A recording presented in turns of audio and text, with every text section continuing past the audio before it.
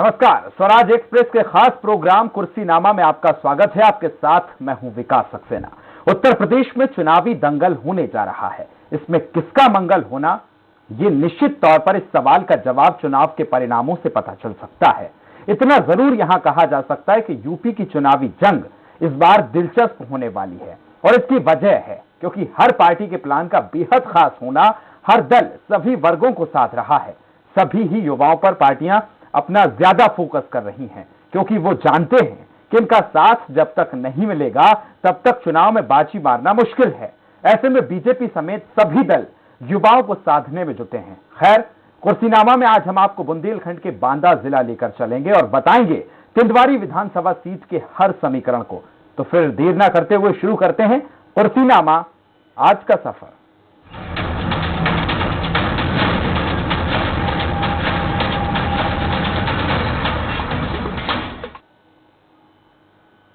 उत्तर प्रदेश के विधानसभा चुनाव में अब बेहद ही कम वक्त बाकी है। ऐसे में सभी सियासी दल बाजी अपने नाम करने के लिए कड़ी कवायद में जुटे हैं। बांदा जिले की तिंदवारी विधानसभा सीट की बात करें तो इस सीट पर भी चुनावी रोमांच अब जोर पकड़ रहा है। इस सीट पर फिलहाल भारतीय जनता पार्टी का कब्जा है। 2017 में यहां से बीजेपी के ब्रजेश कुमार प्रजापति ने बसपा के जगदीश प्रजापति को 37,407 मतों के अंतर से हराया था, जबकि 2012 में यहां से कांग्रेस ने अपना कब्जा जमाया था। तब कांग्रेस के दिलजीत सिंह ने सपा के विशंबर प्रसाद को हराया था। दिलजीत सिंह ने यह चुनाव 15,015 मतों से अपने नाम किया था। इससे पहले 2007 में तिंदवारी सीट पर सपा के विशंबर प्रसाद ने जेएम के दिलजीत सिंह को चुनाव में शिकस्त दी थी। अब देखा जाए तो यहां मतदाताओं को हर दल को मौका दिया है, लेकिन यह अलग बात है कि क्षेत्र का विकास उम्मीद के मुताबिक कभी नहीं हुआ है। लोग आज भी जरूरी सुविधाओं के लिए परेशान हैं। बेरोजगारी एक बड़ा मुद्दा है। बता दें कि क्षत्रिय बाहुल्य सीट पर सभी दलों में ठाकुर प्रत्याशी टिकट के लिए जोर आजमाइश कर रहे हैं। इस विधानसभा के आसपास फतेहपुर, हमीरपुर और महोबा की सीमाएं लगी हुई हैं। इस सीट पर कुल मतदाताओं की संख्या 3,10,000 के करीब है। तो बांदा जिले की तिंदवारी विधानसभा सीट पर मुकाबला कैसा होने वाला है, कौन सी पार्टी कितनी मजबूत है, जनता का क्या कुछ रुख है, ये समझने की कोशिश करेंगे हमारे बांदा संवाददाता रोहित द्विवेदी से। वहीं इस सीट पर कुछ और दिलचस्प पहलुओं को भी हम जानेंगे हमारे सहयोगी गगन मिश्रा से, जो लखनऊ से हमारे साथ लाइव जुड़ रहे हैं। लेकिन पहले रुख करेंगे रोहित का।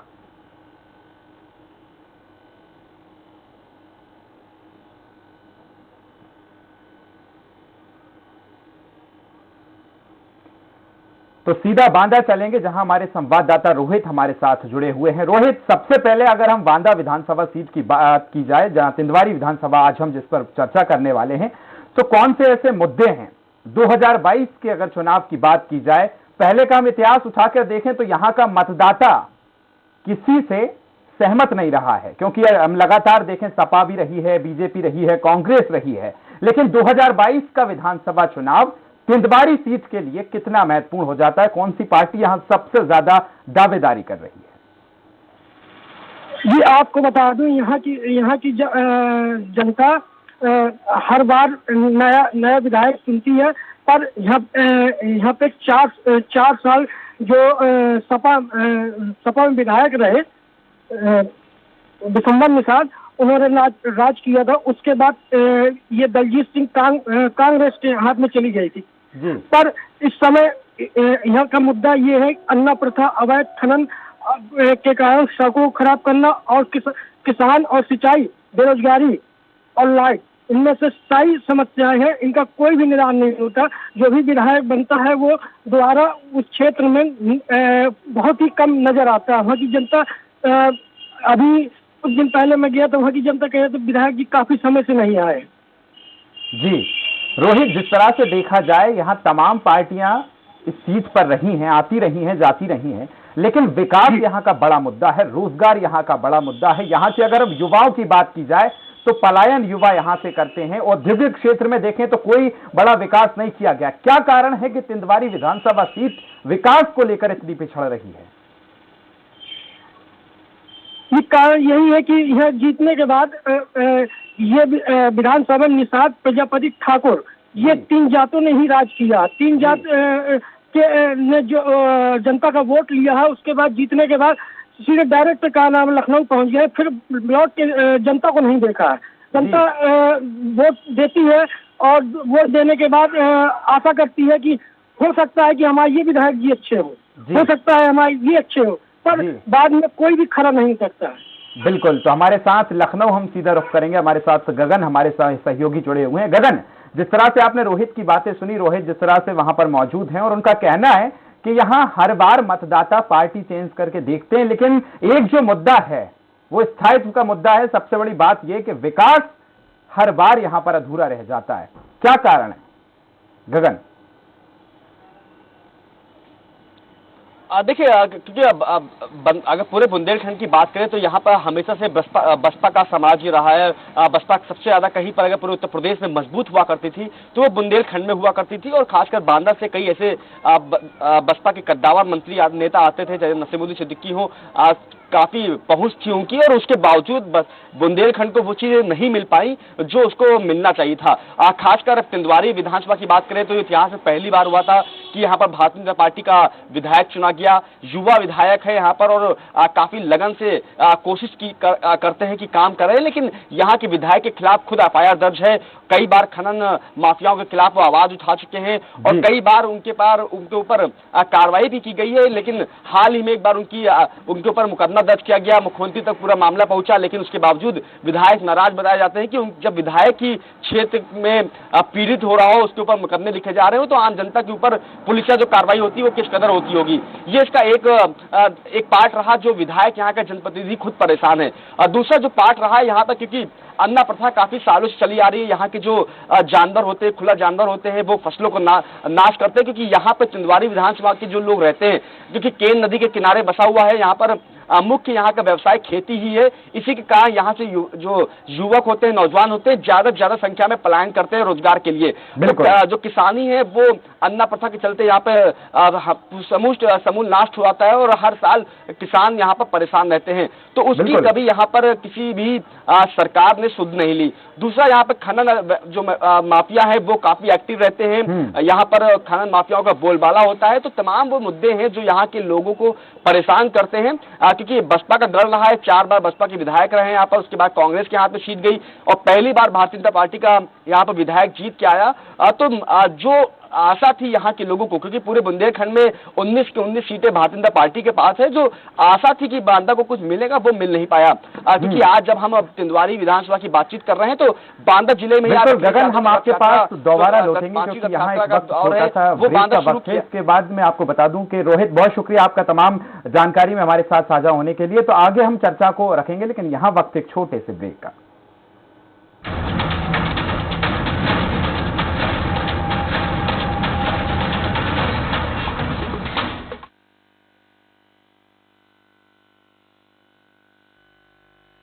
मंत्रा आयुर्वेदिक फेस वॉश, इसमें है क्यूकम्बर के प्योर एक्सट्रैक्ट जो नेचुरली चेहरे को मॉइस्चराइज रखे। ये कोई कॉस्मेटिक नहीं, आयुर्वेदिक औषधि है। SRK University is one of the oldest university of Madhya Pradesh with well qualified and experienced. Break के बाद एक बार फिर आपका स्वागत है। तो आज कुर्सीनामा में हम बात कर रहे हैं बांदा जिले की तिंदवारी विधानसभा सीट की। यहां का कैसा चुनावी समीकरण होने वाला है, क्या कुछ मतदाताओं के इस बार मुद्दे हैं। विकास जिस तरह से एक बड़ा मुद्दा है। हमारे साथ लखनऊ से हमारे सहयोगी गगन मिश्रा लगातार बने हुए हैं। गगन, जिस तरह से आप बात कर रहे थे विकास की, और एक बड़ा मुद्दा यह भी है, क्योंकि अगर तिंदवारी विधानसभा सीट की बात की जाए तो ये यमुना और केन नदी के किनारे पे यहाँ का जो क्षेत्र है वो किनारे से लगता है। और हर बार एक बड़ी समस्या यह भी है कि बारिश के मौसम में ये जल भराव यहां हो जाता है। लगातार किसान बाहुल्य के क्षेत्र है। जिस तरह से अब किसानों को देखा जाए तो 2022 के चुनाव में जब कृषि कानून वापस लिए गए हैं, किसानों में नाराजगी है, लेकिन 2022 के चुनाव में किसानों के मद्देनजर यह चुनाव कितना अहम होने वाला है। गगन,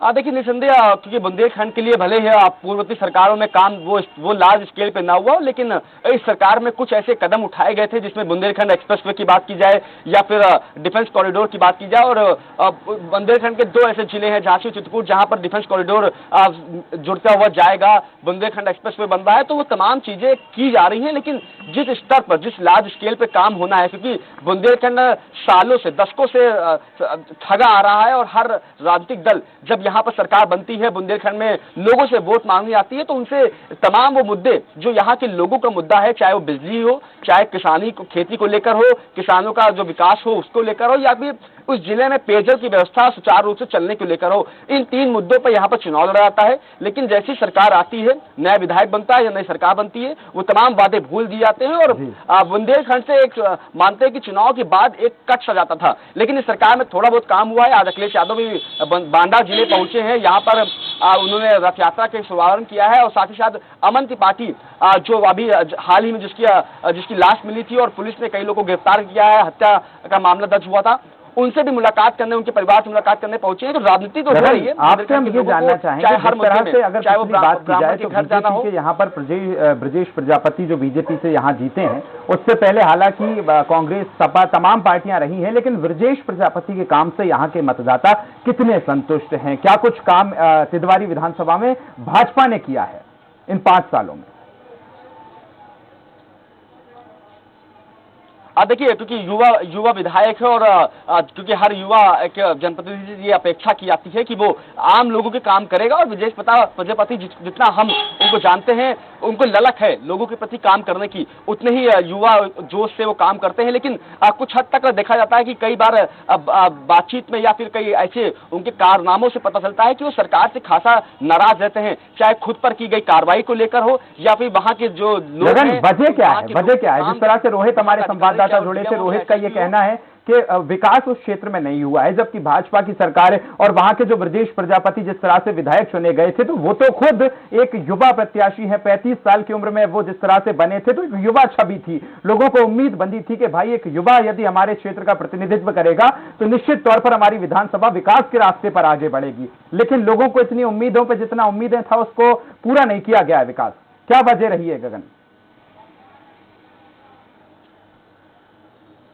देखिए, क्योंकि ब्रजेश प्रजापति के बारे में हमने कुछ चीजें बताई कि वो खुद वहां के जो प्रशासन, जिला प्रशासन होते हैं, उनसे काफी नाराज रहते हैं, क्योंकि वो जिला प्रशासन वहां के लोगों के विकास के लिए काम नहीं करता है। वो हमेशा से ऐसे आरोप लगाते आए हैं। और दूसरा ये है कि क्योंकि बुंदेलखंड की समस्या आज की समस्या नहीं है, दशकों से वो समस्याएं चली आ रही, चाहे वो अन्ना प्रथा हो या फिर वहां पे केन नदी के किनारे जो खेती होती है उसको समय समय पर, चाहे वो अन्ना प्रथा के चलते, जल भराव के चलते या फिर ठीक से सूखा पड़ने या पानी की कमी के कारण जो खेती उनकी नाश होती है, रोजगार न मिलना, क्योंकि वहां पे कोई और रोजगार नहीं, कोई इंडस्ट्रियल एरिया नहीं है, तो वहां से पलायन करना, तो वो दशकों पुरानी समस्याएं हैं। उस दशकों पुरानी समस्याओं को सिर्फ 4 साल में उसका पूरी तरह से निराकरण करना, ये किसी भी जनप्रतिनिधि के लिए या किसी भी सरकार के लिए मुमकिन नहीं है। लेकिन ये जरूर है कि आम जनता इसीलिए वोट देती है कि आप आएंगे और हमारे विकास के लिए काम करेंगे। अगर वो विकास का काम उनको पसंद नहीं आया या उनके लिए काम नहीं हुआ तो वो नाराज होंगे और अगले चुनाव में वो बाहर का रास्ता भी दिखाना जानते हैं। लेकिन 4 बार विधायक वहां पर बसपा का विधायक रह चुका है, जिसमें सरकार भी 2 बार रही है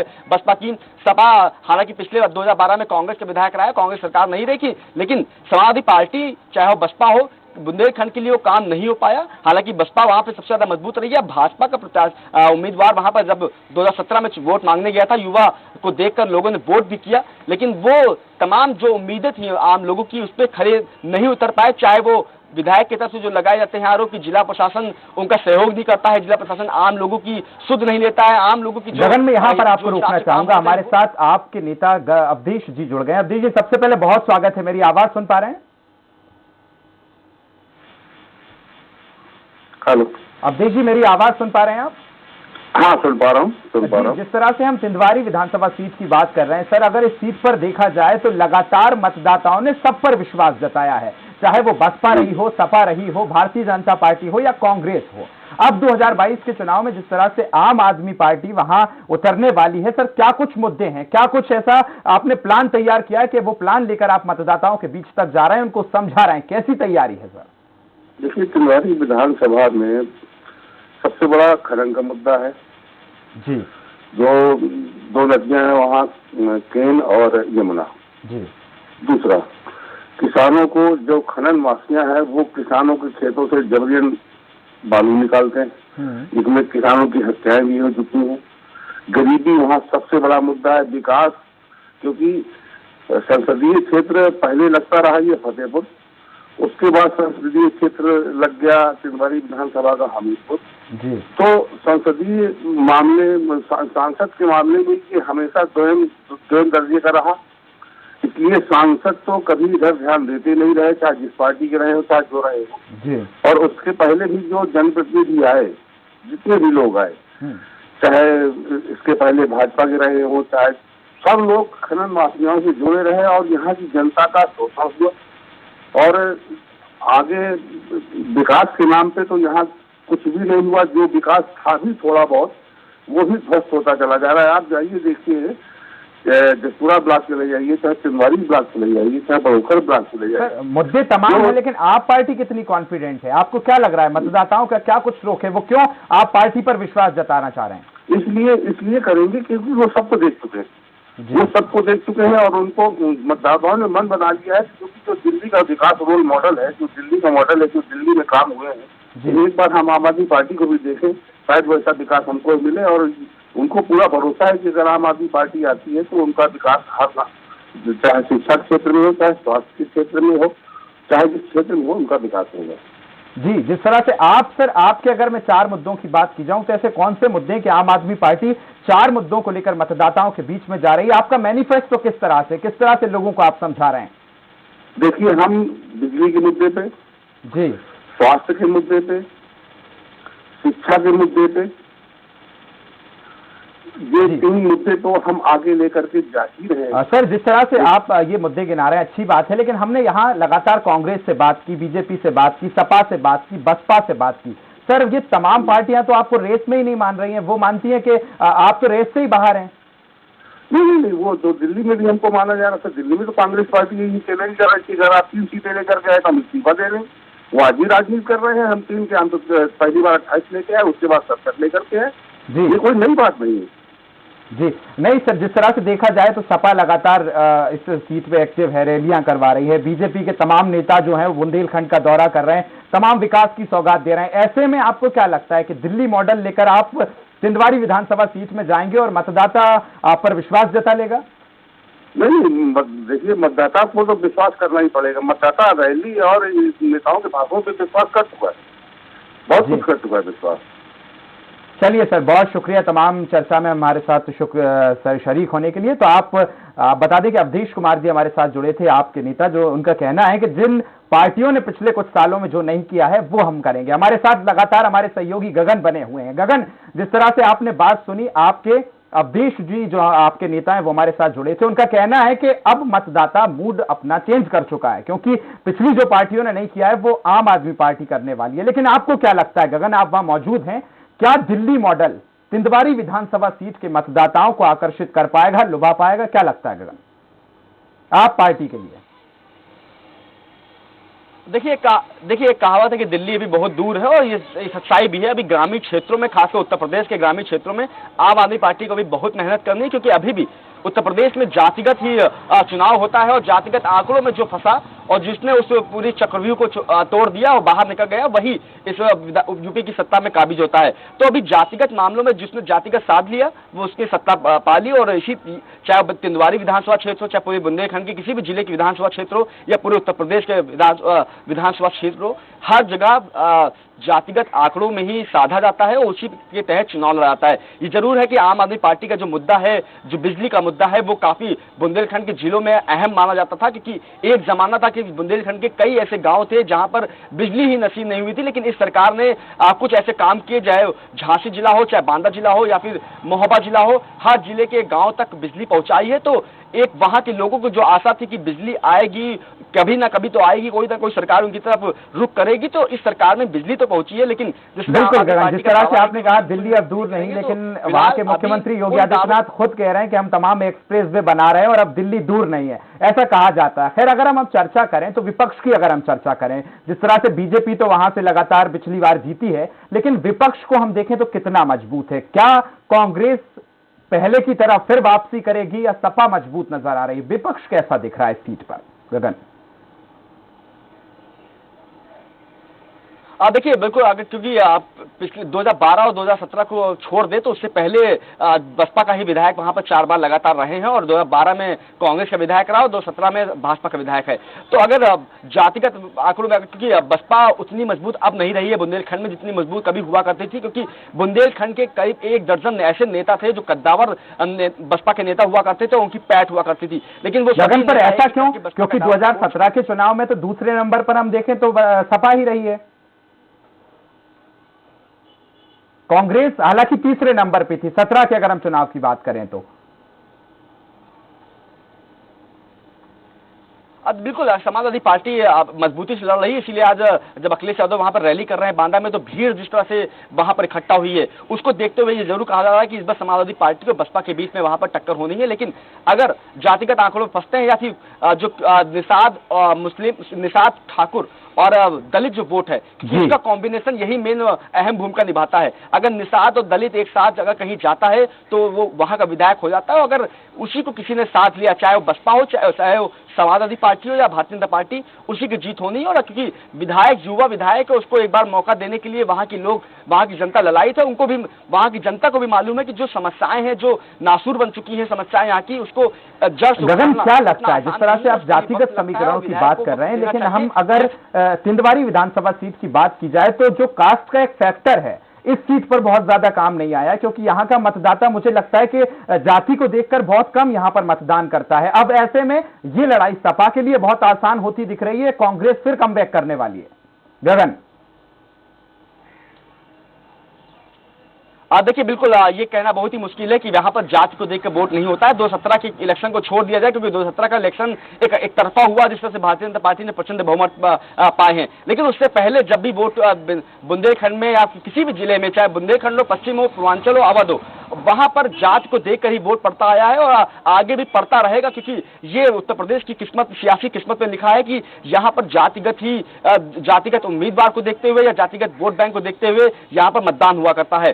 तो अगर निषाद और दलित वोट अगर इकट्ठा होकर किसी एक दल के पास जाता है तो वहां का विधायक बनना तय माना जाता है। क्योंकि पिछली बार देखा गया तो ब्रजेश प्रजापति के जो बिरादरी के लोग थे उन्होंने जमकर वोट वहां पर दिया और भारतीय जनता पार्टी की लहर के साथ साथ उनकी बिरादरी का भी, उनकी जात का भी वोट उनको मिला, तो उनको वो गगन बिल्कुल हमारे पास तो समय बहुत कम है और एक आपकी अंतिम प्रतिक्रिया में लेना चाहूंगा। अगर ओवरऑल हम बात करें, क्योंकि आप वहां मौजूद हैं, तमाम जो चुनाव जिस तरह से होना है आपने वहां कवर किए, वहां के मतदाताओं की नब्ज आपने टटोली है। यदि अब ओवरऑल बात की जाए, तिंदवारी विधानसभा सीट किसके लिए राह आसान है ओवरऑल अगर मैं बात करूं तो?